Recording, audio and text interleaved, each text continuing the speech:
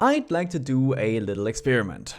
Ahead of us is E1M1 Hangar, the very first map of the very first Doom, one of the most iconic levels in the entire series, or even just video gaming as a whole. And I'd like to do a little tour, and for that I would like to ask everyone who has never played this game, all two of you, to please tell me what you think lurks behind each corner. Alright? Everyone else just goes along. I think you'll see what I'm getting at soon. So first of all, we're going to go down this little tunnel here, and there's a door here. Interesting. What do you think is behind this door? Ah, it's a big computer area. Interesting. There's some computers here. There's a guy here. Okay. Let's go back now through the same tunnel. This time we head over here. Or what could be lurking here?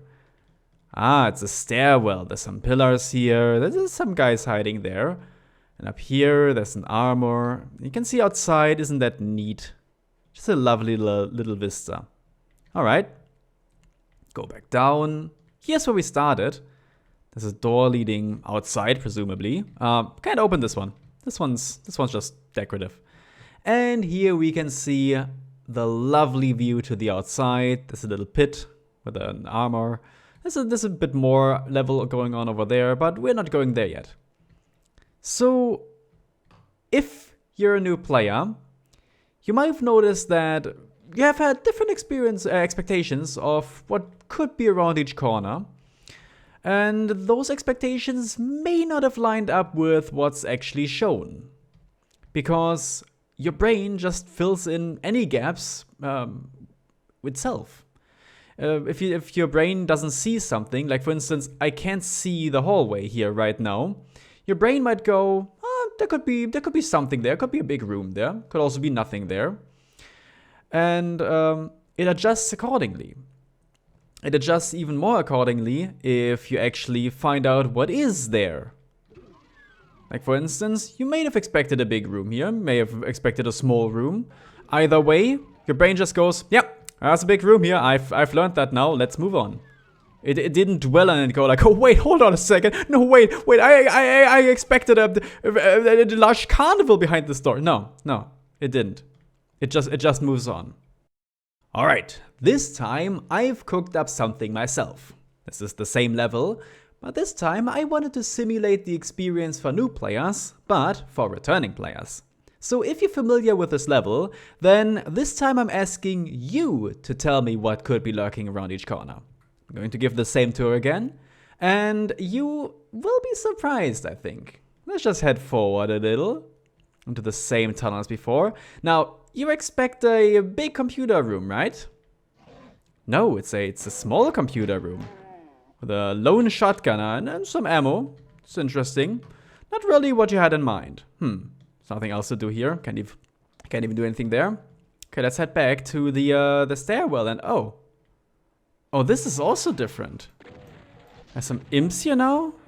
Chain gunners. Sorry, regular zombie men up there. This looks more like the other room, doesn't it? There's even like some lifts here you can go up and down if you so please, which we do not please at this moment. Interesting. Alright, let's head back to the start, the little door that leads outside, and oh wait, it's not a little door out. This is like that area, but it's over here, and as you'll notice, we're not outside at all. This is an enclosed space. And as it turns out, the way forward is actually through this door. I mean, it would be. There's nothing there because it's decorative. So, you might have noticed, if you've played this level before, some immediate inconsistencies. And this actually ties back to a video I did a while back about memory in games. When you've played a game a long time ago and you go back to it, your memory obviously isn't perfect and you will misremember things. But if you misremember something, you don't really dwell on it. You don't really go like, oh, wait a second, wasn't this like that before? It can't be like that. No, you just go around the corner and you go like, oh yeah, this is where the small room was. You may have been expecting a different room there, but your brain just automatically adapts, it adjusts. And I feel like this ties into human history and biology, because in the wild, if you're running from a tiger, you can't exactly pause and think and go, wait a second, was that tree there before? Because if you do that, you just get mauled. But eventually, you do learn that level philosophy, and you adapt to it. For instance, the start of a level in Doom is almost always going to be a small enclosed space where you're safe from monsters. So this wouldn't fly, because there could be some monsters here, there could be like an imp there or there, and they might shoot at you, which would be kinda unfair if you're just starting out. This tunnel, for instance, awful design because it leads into a dead end, and why would you have that? That's such a waste of space.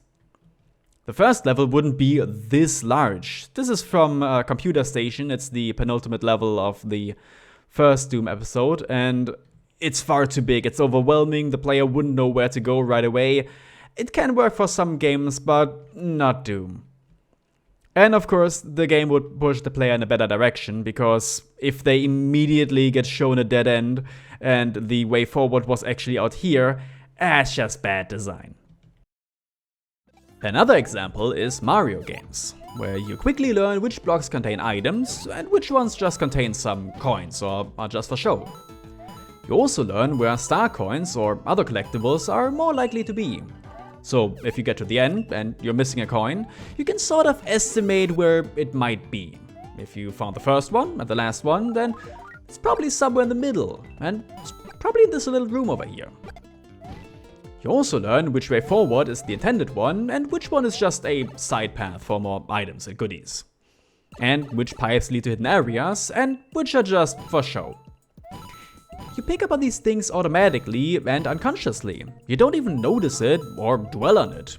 You just slowly get better and better at the game, and eventually it just clicks. So the next time you encounter a level, you'll instinctively know what you can and can't do. With exceptions, as some levels are confusingly designed in all video games. But overall, you get a feeling for it. Alright. This one is a mirrored version of the first level. And this one's interesting, because to a new player there's practically no difference. But to a returning player, it will be very confusing. For instance, if we try to go to the hallway that was on the right, it's not there anymore, because now it's on the left. Here's the big computer room. And if we go back, there should be the big other area with the armor. Not this armor, I mean the green armor, and no, this leads outside. Because it's actually over here. It's really fascinating, because when you look at it like this, it looks to be the same, but then you notice it doesn't quite add up, does it? And this is something that I find interesting, because it really only hinders players that already are familiar with the levels. Because they learn something about the levels, and those learned things are still there. The armor is still here, and of course the outside is still here, and the hallway is still here. But they're now in different places, and you can't immediately rely on your knowledge. Meanwhile, for a person that has never played the level, it makes no difference, because the structure is the same, the way you go about the level is the same, the difficulty is the same, it's just slightly different. And they have an easier time adapting to it.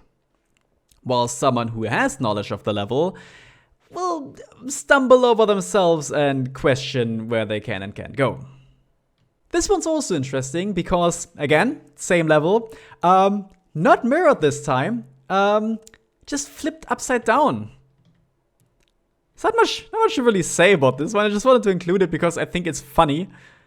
Because, again, fundamentally, it's the same things you already know. It's the same layout. Yeah, you jump really high for some reason. This is as far as my brain. It's the same layout, the same exact structure, except now it's the other way around. You know, the doors even go on the floor. Just messes with your brain. Just don't really have a big point about this one. I just wanted to show it off because it's so cursed. And here's the same level, but this time everything's bigger. Much bigger than before. And this, honestly, doesn't make a difference either. It's the same layout. Everything's just a bit further apart. I have to jump up these stairs now, which is annoying. It does certainly feel weird, but it makes no difference for new or returning players. Because, again, the placement of... I don't even have to, like, walk anymore. The placement of things is the exact same, it's just further apart now. And it takes a bit longer to get there.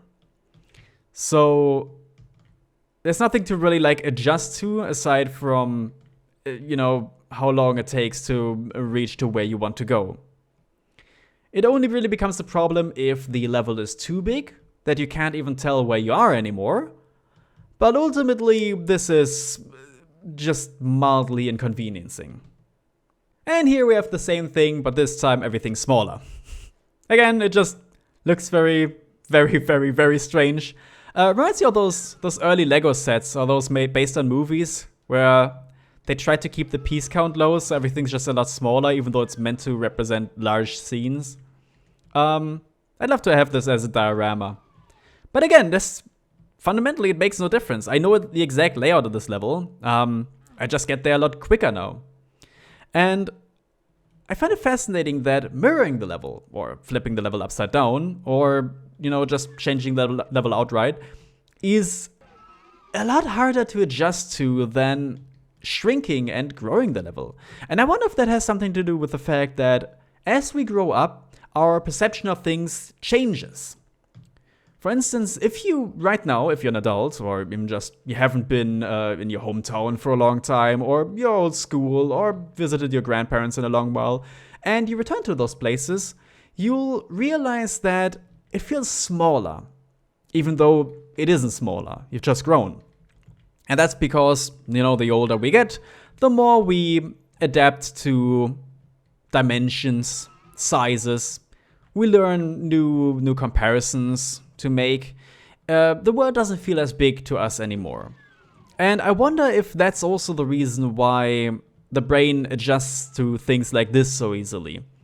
Because size is something that the human brain always has to deal with. But the human brain never has to deal with things suddenly being mirrored. That never happens.